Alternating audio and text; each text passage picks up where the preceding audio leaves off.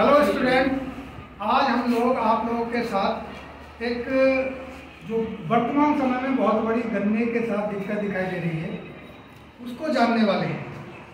कई गांव में आपने देखा होगा कि गन्ना काफ़ी तेज़ी से सूख रहा है, जबकि गन्ना काफ़ी बड़ा बड़ा है और इतने बड़े बड़े उसमें गन्ने हो गए हैं।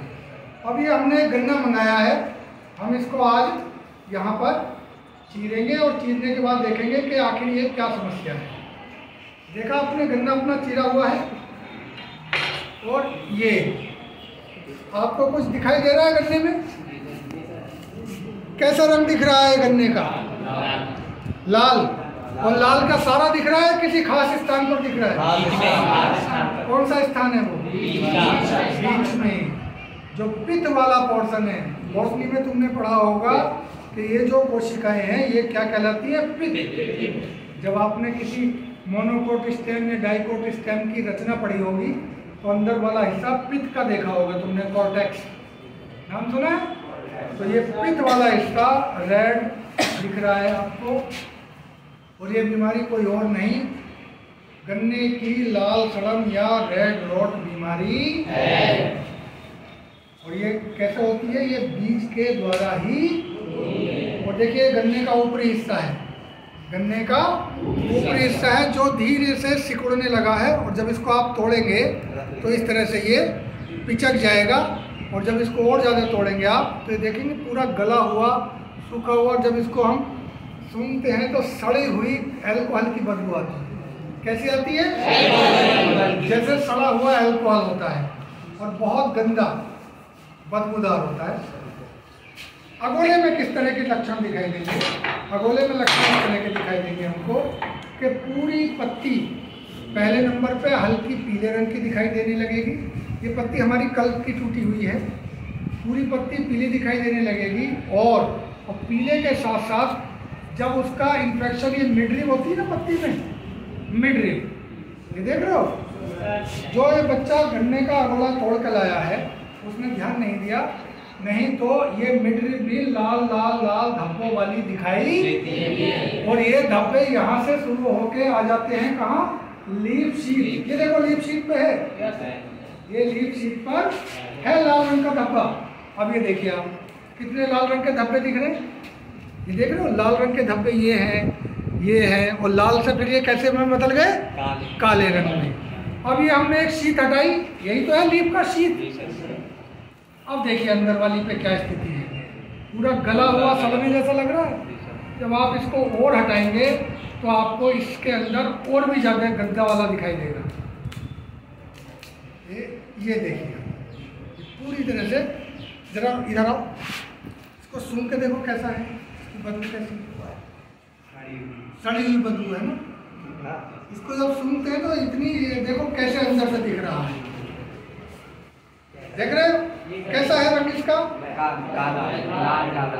लाल और काला, पूरी तरह से गला हुआ, जो अंदर तक पूरा पौधे को गला दिया है इसने। ये पत्ती का रंग था, ये पत्ती का था, और ये है गन्ना। और ये आप खेत में देखेंगे कि कोई कोई पेड़ पूरा पौधा पीला का पीला पड़ गया, अचानक सूख रहा है।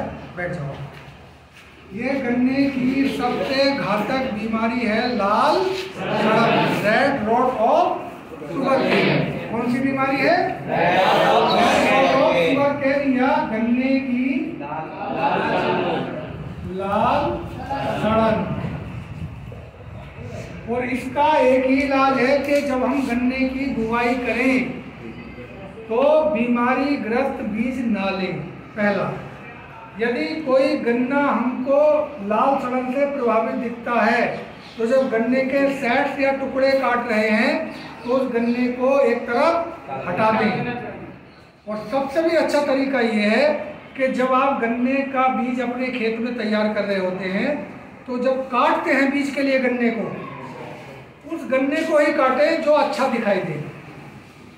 लेबर गन्ना छीलती है, बीज तैयार करती है, लेकिन काटने वाला अगर खुद किसान है तो वो बीमारी वाले गन्ने के मेहड़े को या उसको सेट पूरा जो प्लम्प है उसको काटेगा ही नहीं, उसे खेत में छोड़ देगा, सही सही गन्ने को काट के डाल देगा। लेबर उसको छील देगी, बीज तैयार कर लेगी। और लेबर को भी ये कह दें कि जो गन्ना बीमारी वाला है उसको फांदी में या उस पुली में ना बांधा जाए, नहीं तो क्या होगा, अगर आपने एक गन्ना मान लीजिए वो वैरायटी थी 0238, इसका एक बीमारी वाला गन्ना लिया, बीमारी युक्त एक गन्ना आप अगर लेते हो तो इस एक गन्ने में कम से कम 24 से लेके 25 से लेके 30 आंख होंगी। गन्ना इतना बड़ा होता है 0238 के 25 से 30 आंख होंगी। 25 से 30 आंख का मतलब क्या है कि जब आप टुकड़े काट के बोओगे तो 25 से 30 गन्ने ही जमेंगे। अगर हम इसको कम से कम भी मान लें कि 20 गन्ने, 20 आंख हमारी आंख होती ना गन्ने में, कौन सी है गन्ने में आंख, ये वाली, ये जो है ये एक आंख है। तो ऐसे जब टुकड़े बनाएंगे तो इन 25 में से कम या आई भी बोलते हैं इसको, क्या बोलते हैं, आई, 20 आई जमेगी। 20 आई इक्वल टू 20 गन्ने, 20 आंख जमेंगे यानी कि 20 गन्ने जमेंगे। और एक गन्ने में कम से कम कितने कल्ले बन जाते हैं, 3 से 4 तो बनते ही हैं। हम औसत मान लेते हैं कि एक गन्ने में 4 कल्ले या टिलर, कितने, 4 टिलर बनेंगे। तो टोटल गन्ने कितने हो गए, 20 गुणा 4 बराबर 80 गन्ने हमारे एक गन्ने की वजह से बीमारी युक्त हो गए। यह है पहले साल का, यह है पहले साल का। और यदि अगले साल फिर यही 80 गन्ने बो दिए तो कैसे होगी कैलकुलेशन, कुछ 80 4 गन्ने 80 में कितनी आंख होंगी, एक पे 20 मानी थी, गुणा कितनी आंखें हो गई, 16 है। और इसमें 4 कल्ले भी होंगे। सोचो कितने गन्ने, अगर हम इतनी आंख बो दें तो 1 या 2 बीघे गन्ना ऐसी बोया जाएगा। तो इसलिए एक ही वैरायटी को कभी नहीं बोना चाहिए।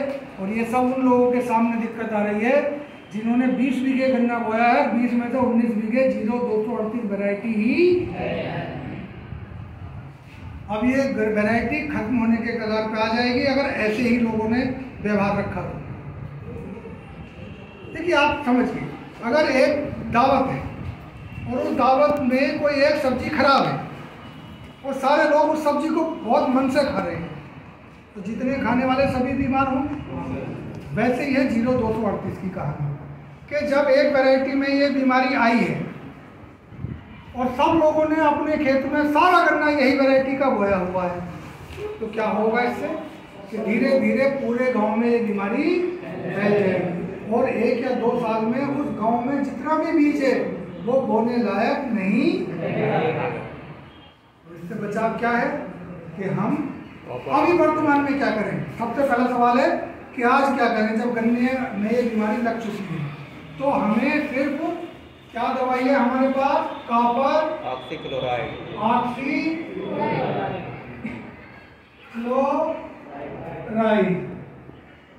कॉपर ऑक्सीक्लोराइड की 2 से 2.5 ग्राम दवाई प्रति लीटर पानी में घोलने हम। और क्या करना है इसकी ड्रेंचिंग होती है कि पानी की धार चलाना। स्प्रे मशीन में से नोजल को निकाल देंगे हम बाहर वाले को और फिर वो पानी की पूरी धार चलेगी जड़ के पास। एक तरीका तो ये है। दूसरा तरीका ये है कि जिन लोगों ने ट्रेंच मेथड से गन्ना बोया है तो वो सिंचाई जब करें तो सिंचाई करते समय हर एक कूड़ के सामने एक डब्बे में दवाई भर ले इस तरह से तैयार करके और छेद कर दे नीचे से, उसकी पानी की धार चलती रहे। क्योंकि गन्ने में इस समय अंदर जाना बहुत मुश्किल काम है। गन्ना इतना बड़ा है कि आप स्प्रे या ड्रेंचिंग नहीं कर पाएंगे जब तक उसकी पत्ती ना हटा दी जाए। तो ऐसी कंडीशन में या तो हम सिंचाई के पानी के साथ का पराक्सीक्लोराइड, तो इससे होगा क्या कि नई बीमारी और ज़्यादा गन्नों में नहीं फैलेगी। परमानेंट इलाज यही है कि बीज बोने से पहले बीज का उपचार हम करें।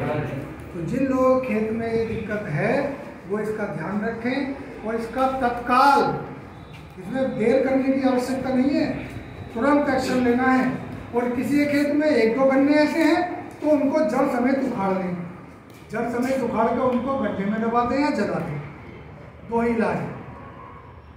बहुत सारे गन्ने से खराब होने से अच्छा कुछ गन्ने उखाड़ के खराब कर लेना, कि किसी के यहाँ 10-5 गन्नों के जो झुंड है वो खराब है तो उनको उखाड़ लो, जला दो।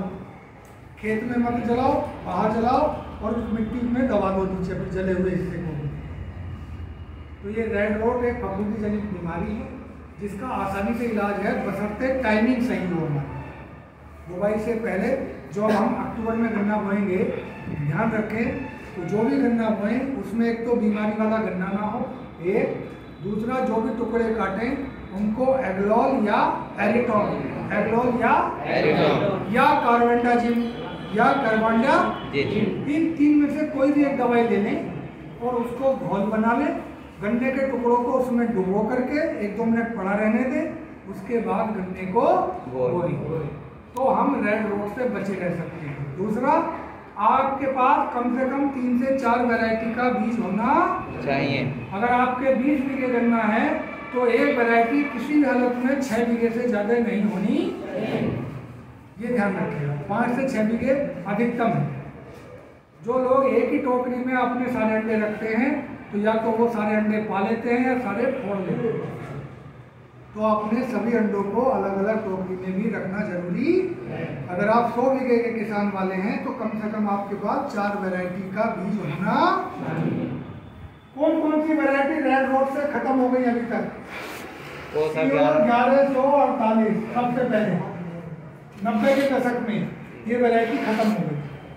उसके बाद COS 767, ये वैरायटी भी लाल सड़न से खत्म हो गई। उसके बाद वैरायटी आई है हमारी COS 88 230, लगभग ये भी अब आप गाँव में नहीं देखते होंगे इसको। और अब नंबर आया है COS 0238, क्योंकि यहाँ से लेके पूरे पश्चिमी उत्तर प्रदेश हरियाणा में सारे गन्ना 0238। पिछली बार आई थी इसमें एक बीमारी पोका बोइनी और अब की बार आई है इसमें रेड रोट और बहुत जोर से आई है। कुछ खेत में तो लाइन की लाइन खत्म है। तो आज का हमारा ये स्पेशल टॉपिक था। जिन लोगों के खेत में ये दिक्कत है लाल सड़न की, पहचान लें, पहचानने के बाद इलाज कर लें। और यदि कोई समस्या है तो हमारे स्कूल आदर्श निकेतन इंटर कॉलेज आटामांडा बरेली में वो अपने गन्ने को लाकर पहचान भी करवा सकते हैं और उसका माकूल इलाज भी पूछ कर जा सकते हैं। Thank you.